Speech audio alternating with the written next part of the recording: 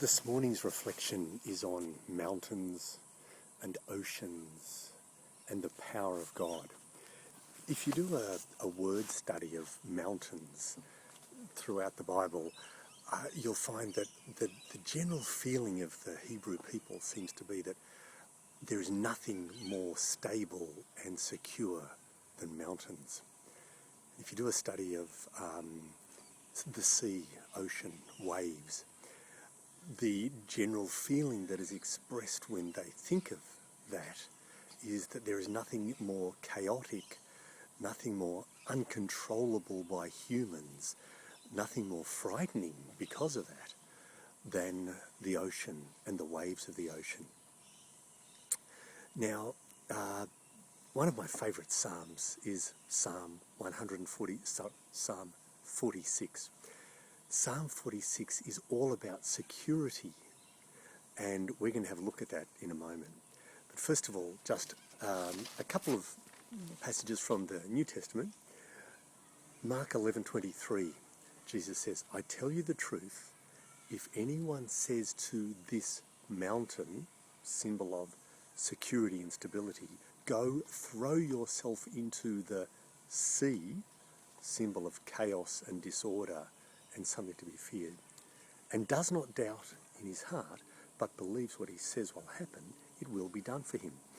I don't want to really talk about what Jesus is saying there about faith, but simply the fact that he uses mountains to represent something that is secure and stable and immovable, and yet by faith it can be moved and it can be thrown into a state of chaos, the sea.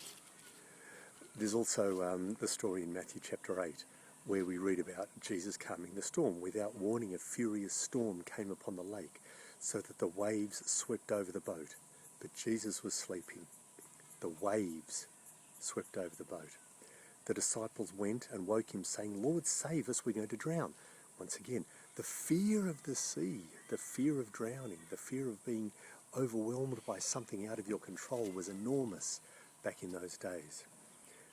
Jesus replied, "You have little faith, why are you so afraid?" Then he got up and rebuked the wind and the waves, and it was completely calm. The men were amazed and asked, "What kind of man is this? Even the winds and the waves obey him." What kind of man is this who has control over that which symbolizes the most chaotic, the most fearsome, the most uncontrollable by humans thing that we can imagine? What kind of man is that? So of course his control over the sea and over the waves speaks enormously about the divinity of Jesus Christ. Psalm 46, as I've said already, is a psalm all about security. And it talks a lot about the mountains and the oceans and its waves. And it compares that stability and security and the insecurity even of the mountains, compares that with the security that we have in our Lord. Let me read to you something from Psalm 46. God is our refuge and strength. Right from the beginning, we're building a comparison here. An ever-present help in trouble. Therefore we will not fear, even though the earth give way and the mountains fall into the heart of the sea.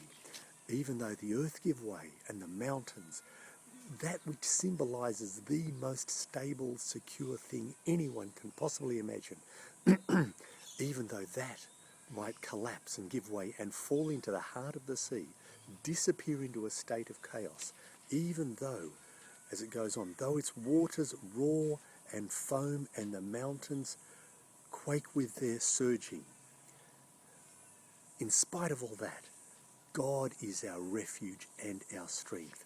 How much greater a source of security to us is God than the most typically, symbolically secure thing anyone can imagine in this world. We're going to talk again about that in our next reflection, But have a read of Psalm 46 and just look and see how it compares this world and its insecurity with the enormous security that we have in our Lord.